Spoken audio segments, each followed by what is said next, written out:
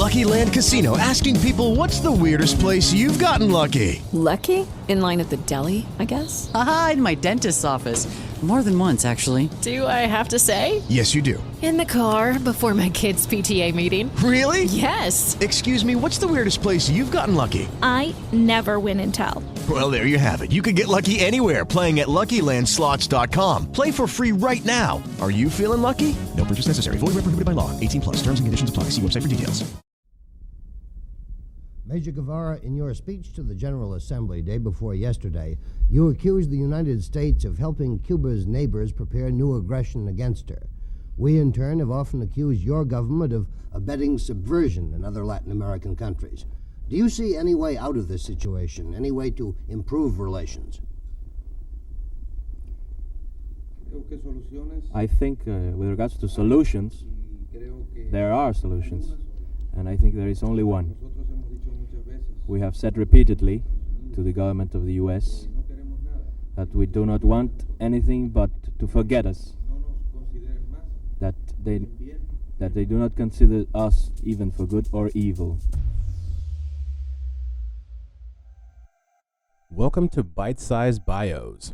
This is meant to be a mini-sode that will accompany HDTH. Every week, I will pick a person from history and dive into their lives.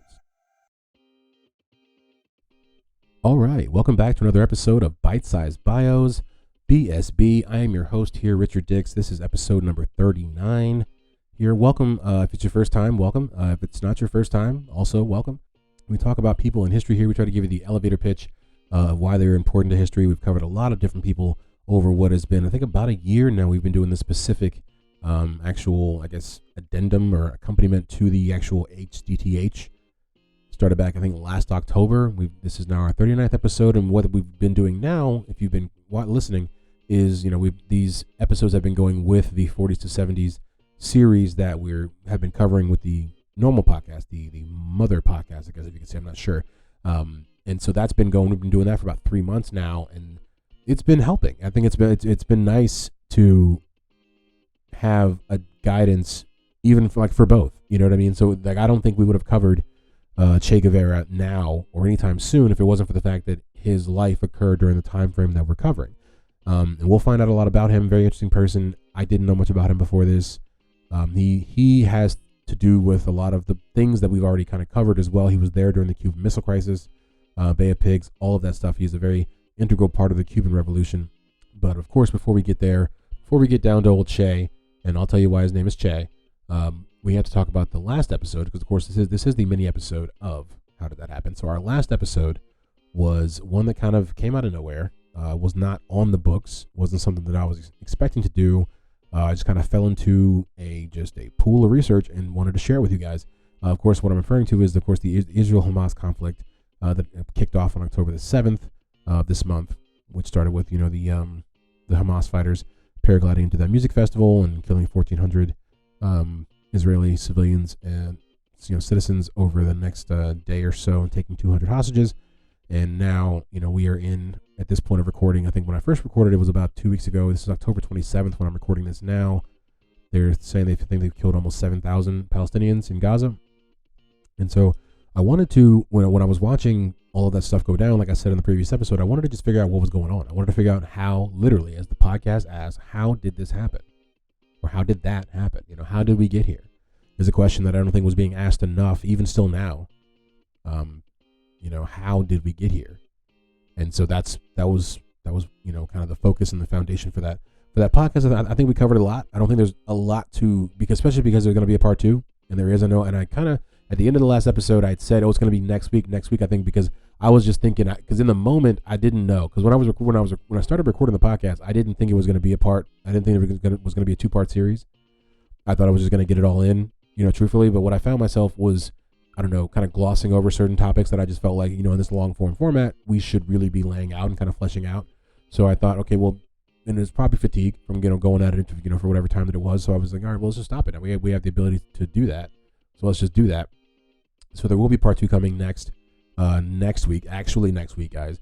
And it will cover up through this, this actual series that we're in the 40s to 70s, because what is, I think, one of the most important parts of even what's happening now is what happened during that time. It's what happened in 1947 and 1948 and in 1967. There are very important pieces to the puzzle that get put in during that time. So we're going to cover those things extensively next week.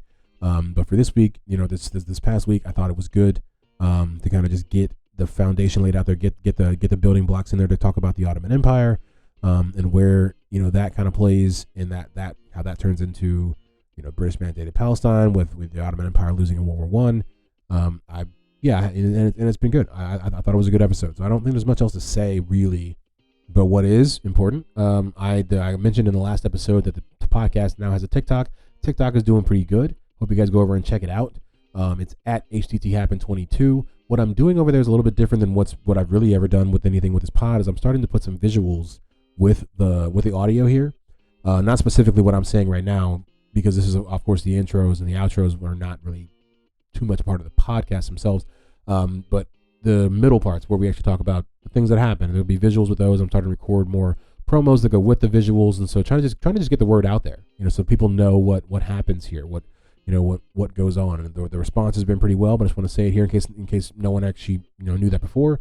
It is one of the new social medias for this podcast that we're using. We are also on Instagram, HTT Happen for that. Everything else besides TikTok is at HTT Happen.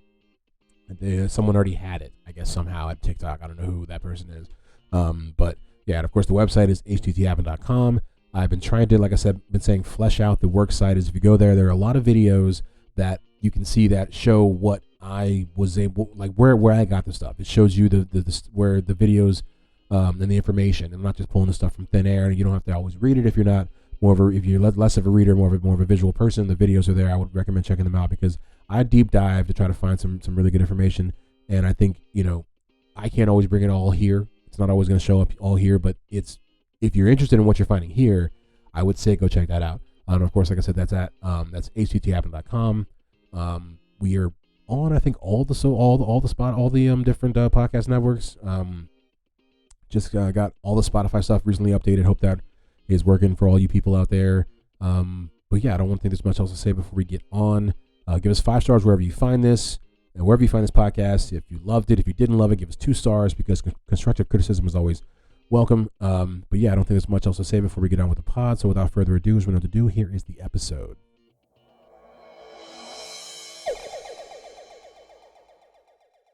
¿Me pregunta? Sí, sí. No, ojalá todos los peligros fueran como ese. No es muy peligroso. Yo desearía que todos los peligros fueran como ese, digo. Porque no, eso no tiene... Ernesto Guevara was born to Ernesto Guevara Lynch and Celia de la Serna y Ilsa on 14 June 1928 in Rosario, Argentina.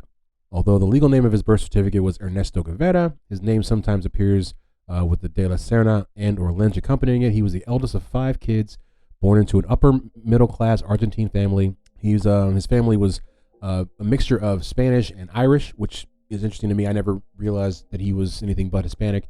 He actually had at least probably 20 to 30% of him was Irish, European. Two notable ancestors of him was a man named Luis, or I guess a man, right? His middle name is Maria. Luis Maria Peralta. Let's check. Let's just go into it. Let's see. Spanish born, ranchero, yada, yada, yada. Moved to the Bay Area. Yeah, guy. He's a guy. Okay, moving on. So that's one of his 18th century ancestors, and there was also a guy named Patrick Lynch who immigrated from Ireland to the Rio de Plata Governorate. You know how I do with these words. So that's how the Irish part of him got to the South America. Che was said to be very fond of his Irish heritage. This was according to an Irish actress. I don't know how much she knows, but she would say, quote, Che would talk about Ireland and all the guerrilla warfare that had taken place there, end quote. So he was really big into it. Said he learned a lot of it from his grandmother, who I assume was from the Irish side. He was a really studious guy, really athletic. Did all the stuff that a normal, up and coming child teen would do during the time. He had asthma, but he would play golf, swim, football. Liked to cycle. He played rugby, but he ended up going to medical school. I don't know how. I just knocked down some pens. I guess you heard that. But he would end up going to medical school, and that was something that I didn't know because I don't know much about Che Guevara, Ernesto Guevara. All I know, really, I mean, I've read his biography years ago, but it's all gone from my memory. To the fact that learning that he was a doctor was interesting to me. I did not. It was a little bit of a light bulb there. So he would go to medical school. He would go to the University of Buenos Aires, right, to study medicine. He would go there for a couple of years and then take a leave of absence. He was one of those guys, right? So in 1950, he would take some time off from school to go on a 4,500 kilometer solo trip through the rural provinces of northern Argentina. He wanted to see the world on a bicycle in which he had installed a small engine. Right? He then spent the next 6 months working as a nurse at sea on Argentina's merchant marine freighters and oil tankers. He would do this again in 1951, but this time he had a friend with him, I believe. It was a 9-month, 8,000 kilometer continental motorcycle trek through parts of South America. Now, it was interesting because this is what really does, in a cliche way, open his eyes. He was really kind of, I wouldn't say he was drinking the Kool-Aid so much, so to speak, but, he grew up in Argentina. He hadn't seen other parts of South America. He had now gotten to the point where he'd had a little bit of an education, but what he's seeing is the imperialism that's taking over South America, and it's not sitting well with him. It really is. These trips are what kind of light the fire for his revolutionary future, if you will, because he would see all across the continent, that the Spanish, the brown people were being, were losing out to a lot of, be it European or American powers for their land and different things like that. So it was, when he came back from those trips, a changed man. What I didn't know, like I said before, I thought he didn't finish school. He actually finished school. I believe he graduated in 1953. Yeah, he received his medical degree in June of 1953, but then he would start traveling. He would end up being in Guatemala, where he would witness the overthrow of reformist President Jacobo Arbenz by a CIA-backed military coup. And so he would be around a lot of the big players during this time. He would end up actually meeting Fidel Castro in Mexico, and they would end up, I think, going back to Cuba. I'm not sure how that's going to fit into his actual timeline for what we're saying here, so I kind of wanted to get it in there before we end up ending this without mentioning that. But back to the Arbenz in Guatemala, seeing this was actually one of the things that kind of cemented the hatred for the United States for him in his head, knowing that it was CIA backing that actually ended up overthrowing the president. By that time he had started to enjoy communism. He was started to believe that Marxism and the Soviet Union kind of had the best idea about how to run a society. He ended up marrying a woman from Guatemala. Evidently, this trip to Guatemala was a big deal for him. This woman's name was Hilda. He married a woman from Guatemala named Hilda. And he intended, though I don't think this ever came to pass, to name his first son Vladimir. He was really in it. This guy was USSR. He loved it. And this is about the time that he meets Fidel Castro. This is about like 1955, right? So our man Che is what, 22, right? Born in 28. It's 55. It's 27. Let's get that math right. Yeah, so he's 27. Yeah, he meets Castro, and his brother really likes what they're talking about. He's loving their whole commie talk, revolution. But I mean, what they do say, and another thing that he took away from those trips when he was out touring, because he would end up even coming to America during those trips. He would hit like all of South America, all the way up Central Mexico. He went to Miami, which is the only part of America that he went to, but he did go to Miami. And what he saw was, I think he saw the Latin American people united as one in his mind. That was his, I think, overall goal, was to unite the entire Latin American society, people, all the countries under communism, I think was what he was trying to do.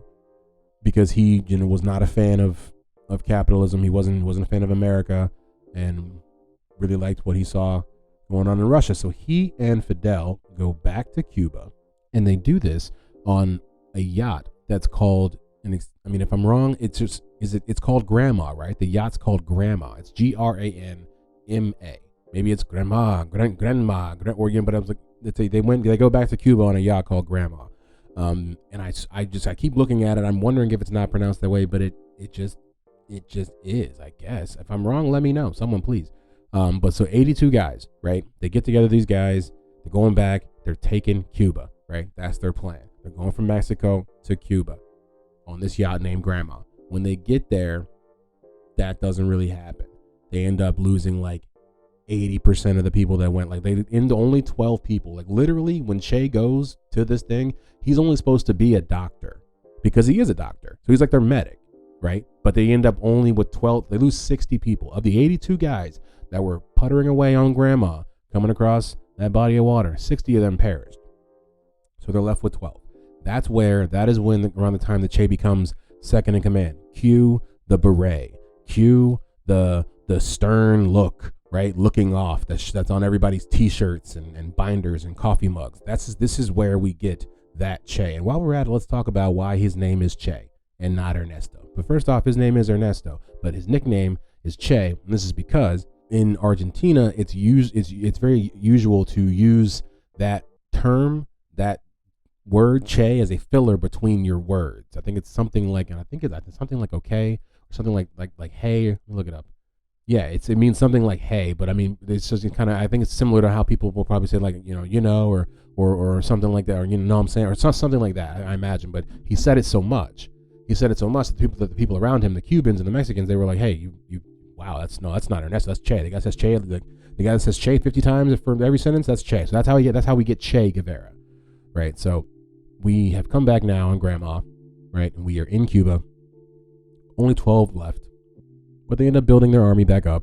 And long story short, we haven't really covered this too much, but they end up taking over Cuba. Fulgencio Batista, he dips out, goes to the Dominican Republic, and basically, the Fidel Castro takes over Cuba. And so this is also the time around when we also find out about some of the bad things that Che Guevara did. Now, it's not, you could all look at it. It's all about perspective. I mean, I guess, I don't know if I'm trying to be as open-minded as possible. We are talking about what I would consider murder, but some people don't. He was known for being somewhat of the enforcer. He would shoot the deserters, people who would not with the people, with the people who weren't down with the cause, I guess, if you could say. And he would, shoot people who were being traitors to the cause, but maybe not leading, but you're maybe giving secrets. He would kill a lot of people, I guess, throughout that time. And I don't know. I know. And then why I say it's all about perspective is you're leading a revolution, so I don't know. I feel like people in revolutions historically have always died, so it's not, to me, it paints him in such a, I don't know. He is definitely a nuanced figure, and there are a lot of people who say that we can't even truly know how to feel about him for years and years until after all the people who have ever really come into contact with him are deceased and gone, and everyone that loves them is around is gone. Because, and I didn't think it, because I watched some documentaries. Some of the people that knew him are very much still alive, because it was a long time ago. It was like 60 years ago, but some of these people, they were like 20 when they were doing all this stuff, 25, now they're just 85-year-old people. There was still much, so it's hard to have a full retrospect and look back and understand the positive and negative aspects of this person without, I think, a little more time to pass. So once Castro and Che have taken over Cuba, they got it now, right?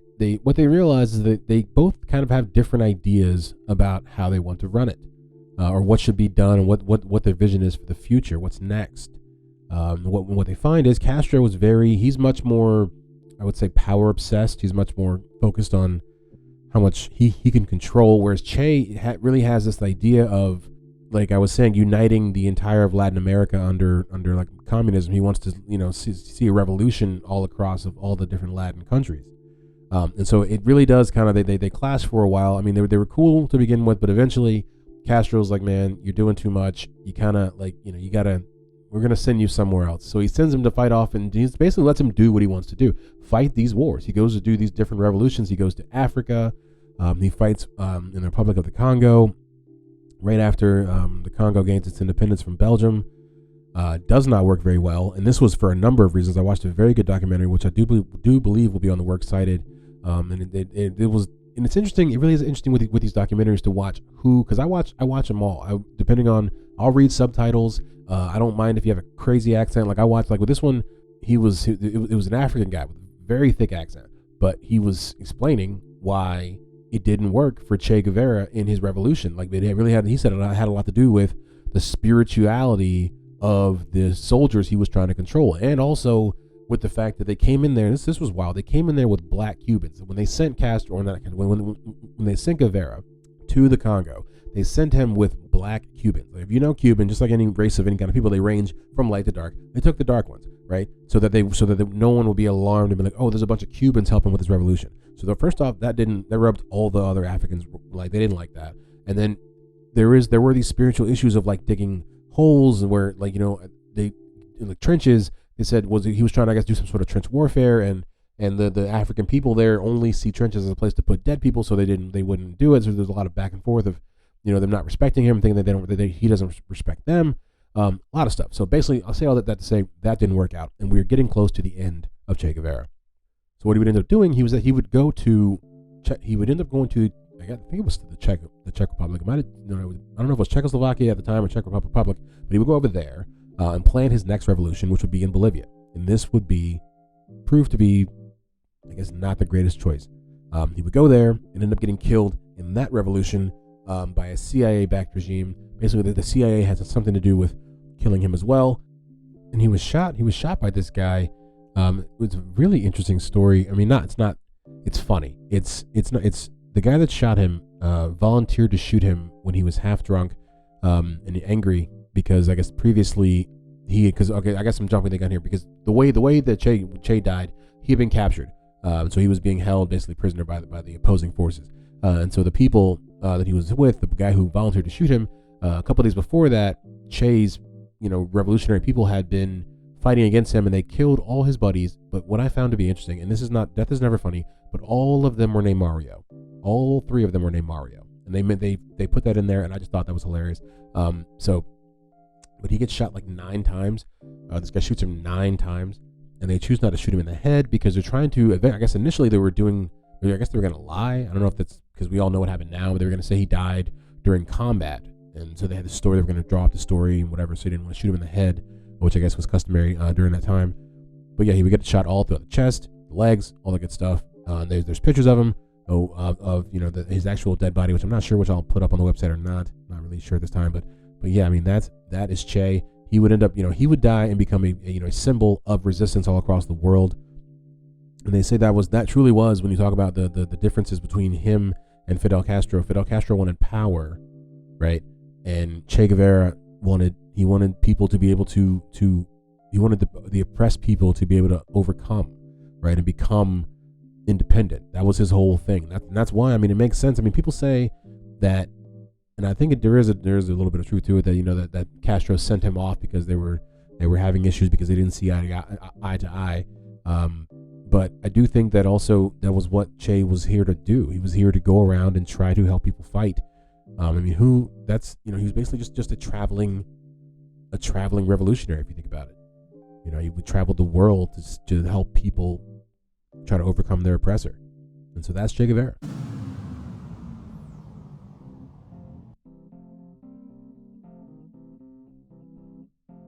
All right, so that was Che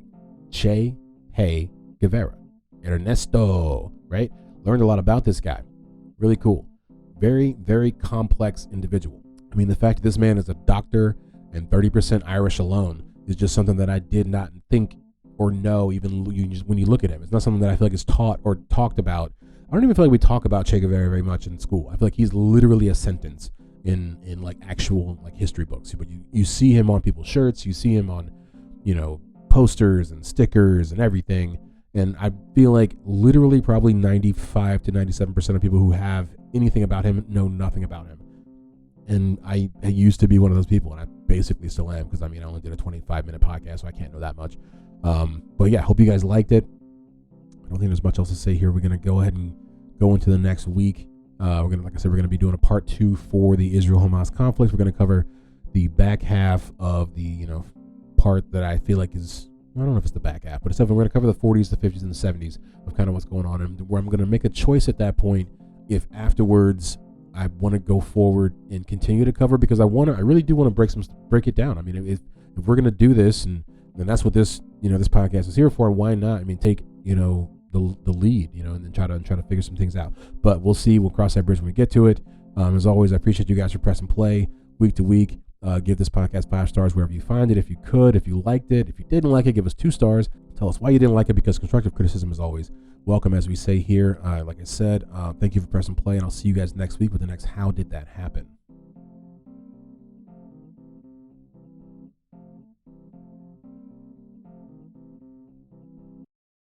Judy was boring. Hello. Then Judy discovered ChumbaCasino.com. It's my little escape. Now Judy's the life of the party. Oh, baby, mama's bringing home the bacon. Whoa, take it easy, Judy. The Chumba life is for everybody. So go to ChumbaCasino.com and play over 100 casino-style games. Join today and play for free for your chance to redeem some serious prizes.